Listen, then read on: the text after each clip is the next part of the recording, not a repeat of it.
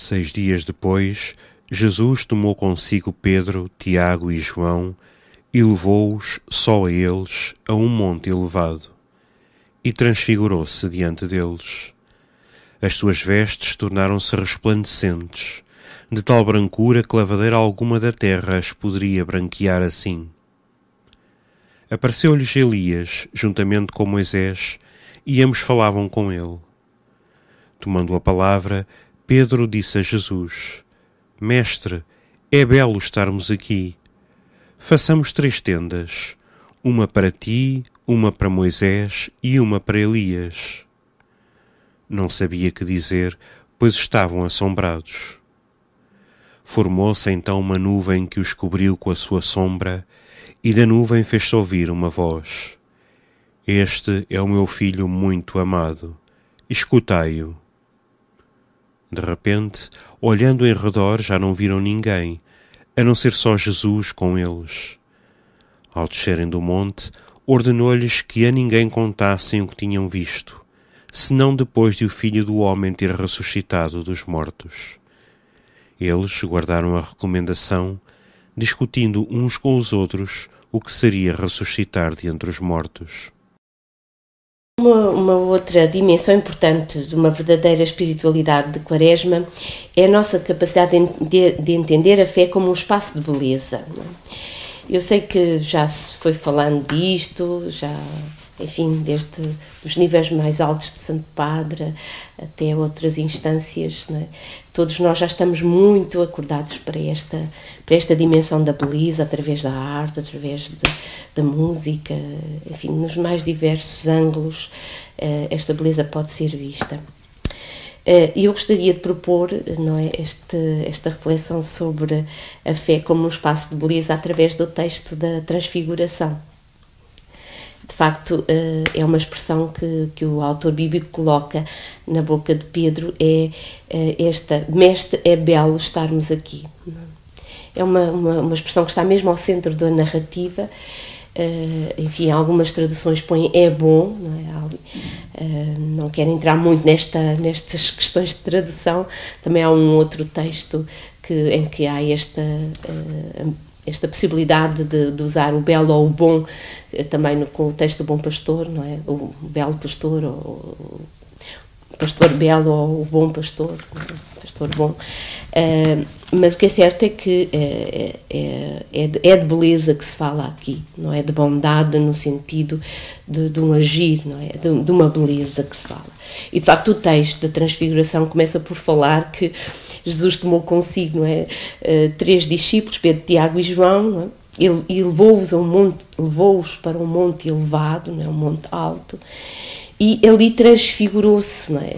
Esta palavra transfigurar-se remete para este figurar-se para além de, não é? Para além de uma visibilidade, ele mostrou algo para além do que é visível, do que era normalmente visível nele. O que é que os discípulos viam nele? Viam uma pessoa como eles, um homem como eles, enfim, com algumas curiosidades, não é? Que falava bem, seduzia pela palavra, tinha esse poder de seduzir pela palavra, pelo agir, portanto, ele era alguém que se distinguia deles, mas aparentemente eles não viam mais do que um ser humano como ele. Ora, ele mostra-se para além dessa humanidade, não é? É isso que significa transfigurar-se. Mostra-se para além, figura-se para além de, ou através de, não é? Então diz o texto que as suas vestes se tornaram resplandecentes, de tal brancura que lavadeira alguma da terra as podia branquear assim. Portanto, há aqui uma brancura e uma luz, não é? Que Jesus dá a conhecer sobre si, não é? Que Jesus dá a conhecer a estes discípulos, a este pequeno grupo de discípulos. E é neste contexto, não é? Sob esta luz, não é? Que Pedro, não é, toma a palavra em nome de todos, não é a única vez que Pedro toma assim a palavra e diz: Mestre, é belo estarmos aqui, quer dizer, isto é de uma beleza, não é? E nós podemos ficar assim um bocadinho fascinados com esta beleza de Deus, um bocadinho também como a própria arte, a própria música, às vezes também nos fascina e cria em nós um sentido da beleza, não é? O que é certo é que no final do texto nós podemos interrogar-nos que beleza é esta então que seduziu tanto Pedro, que levou a tomar a palavra e dizer isto. É que no final do texto Jesus diz-lhes que para não contarem nada, que não contassem nada, senão depois do Filho do Homem ter ressuscitado dos mortos. Este texto de Marcos. Noutros textos fala-se de que Elias, Moisés e Elias conversavam, não é? Com Jesus e falavam sobre a morte de Jesus e a crucifixão de Jesus. Neste texto de Marcos não se refere diretamente, é só no final do texto. Os autores vão trabalhando, mas não deixam de colocar uma outra menção. Associam, o importante é fixarmos, associa-se a beleza ao momento da paixão de Jesus. E era esta uma dimensão que eu gostava de evocar para construirmos uma verdadeira espiritualidade da Quaresma. Não é? O facto, o autor não nos dá muitos detalhes sobre esta beleza, para além de nos falar da luz e não é, das vestes resplandecentes e da brancura. Não é? E também não diz, não há assim outros detalhes que beleza propriamente é que se trata, não é? E nós podemos evocar nestas palavras, na menção ao segredo, não é? E ao facto de só se poder evocar esta beleza de Jesus depois da morte, de ter ressuscitado, não é? Dos mortos, que não se trata de uma beleza qualquer, mas da beleza de Deus, não é? De Deus na sua verdade, não é? Que se manifesta no dom de Jesus na cruz. Não é? Há uma beleza de Deus que não é uma beleza qualquer, é uma beleza que vai para além, a meu ver, da beleza até da própria arte, da própria natureza, é esta beleza da cruz, do dom de Jesus na cruz. Não é?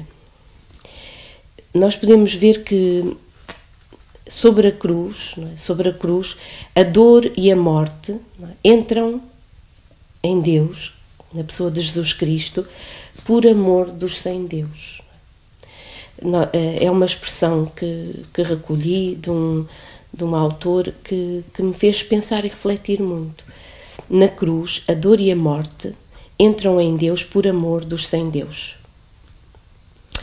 O sofrimento de Jesus, que é a morte de Deus e a fragilidade do Omnipotente, tornam-se naquele momento revelação de amor. É verdade que nós podemos olhar olhar pelo ângulo da injustiça que tem aquela morte. É a morte de um inocente, é alguém que deu a vida pelos outros, alguém que tudo fez sempre pelo bem dos outros, mas também é alguém que causou, questionou, interrogou, não é? Incomodou. E então há aqui, não é?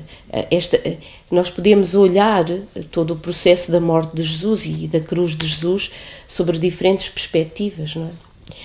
Ora, o que o texto da Transfiguração nos fala é que há uma beleza, não é? Está a olhar a cruz de Jesus pelo ângulo da beleza, de uma beleza que é Deus na sua verdade, é Deus na sua entrega de amor, não é?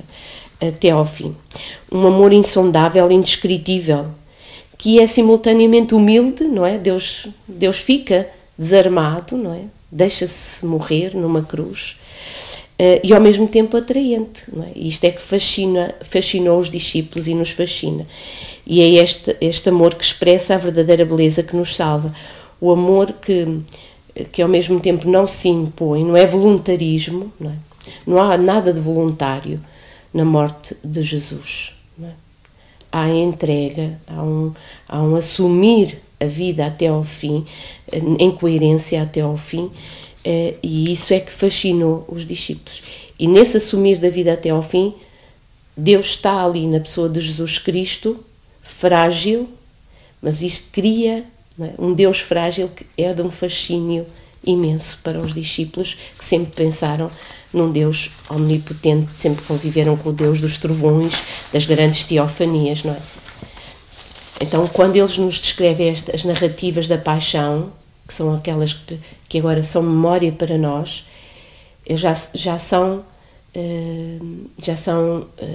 humanidade fascinada por este amor de Deus. As narrativas que nós lemos na liturgia não são relatos jornalísticos que nos vão relatando ao detalhe o que aconteceu, como aconteceu. Não, elas estão, todas elas, imbuídas da verdade, não é? Da profunda humanidade daquela morte, mas do profundo fascínio que aquela morte provocou nos discípulos. Podemos evocar algumas expressões, não é, que são colocadas na boca de um pagão, um centurião. Na verdade, este homem era filho de Deus, não é? Esta expressão que põe até um pagão fascinado, não é?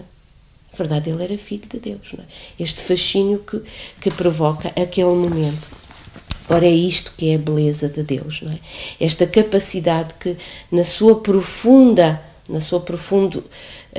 dor e sofrimento, Deus assume essa profunda dor. Ao assumir isso, não é? Isto causa um fascínio imenso. Isto é, nós somos levados a colocar-nos perante um Deus, não é? Que não só está presente na nossa vida, mas que está presente assim. E nós, quer queiramos, quer não fomos formados no judaísmo do Antigo Testamento, não vivemos com Abraão, com Isaac, com Jacó, nem com os patriarcas, nem com David, enfim, não fizemos o processo histórico de Israel, mas nós convivemos sempre com um Deus, somos sempre levados a conviver com um Deus poderoso, omnipotente, que devia tudo poder, tudo fazer, não é? E a desmontagem de tudo isto, para nos encontrarmos com um Deus frágil, que se expõe à fragilidade humana mais profunda por amor, isto causa um impacto muito grande. Portanto, o Deus cristão não nos oferece respostas teóricas à questão do sofrimento humano, ele assume o próprio sofrimento humano.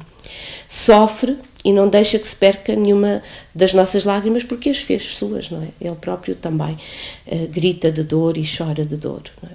E por isso nós vamos ao encontro, na Quaresma, de um Deus que é o grande companheiro, não só do ser humano, mas até do ser humano sofredor, não é? Nomeadamente o ser humano que sofre inocente.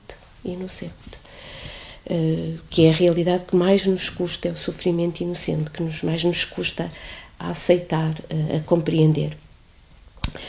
Ora, transfigurados também nós, não é? Quando entramos nisto, não é? Colocados perante este amor, também nós somos levados a uma transfiguração, não é?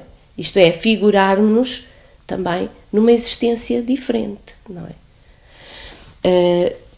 Pois também transfigurados pela experiência deste amor que salva, os discípulos tornaram-se também, eles, testemunhas desta transfiguração de amor. E por isso é que nós vamos encontrá-los capazes de dar a vida também. Certamente eles, quando acompanhavam Jesus, se pudessem, não é? E o Pedro disse, não vamos lá, então se isso vai acontecer em Jerusalém, se vai acontecer algum mal, se vão fazer mal, então já nem vamos lá, não é? Porque esta é a reação imediata e é desviar-nos de um caminho que nos possa trazer mal. Ora, em nome transfigurados também por este amor, não é? Assumem coerentemente as suas convicções, os seus valores. No fundo é isto que nós chamamos o amor que salva, o amor que nos salva, não é? Há um amor a nós próprios que não nos salva e há um amor a nós próprios que nos salva, não é? Que é esta capacidade de assumirmos com coerência a vida até ao fim. Pois, isto pode ter muitas formas e muitos rostos, não é? Mas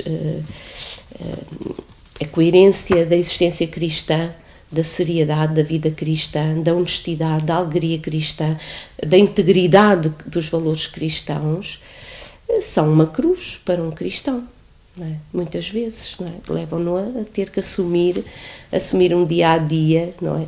Muitas vezes, não é? Que não é fácil, não é? Porque seria também mais sorridente e mais poder assumir algumas estratégias também, como outros assumem, para poder, enfim, ter algumas compensações, não é?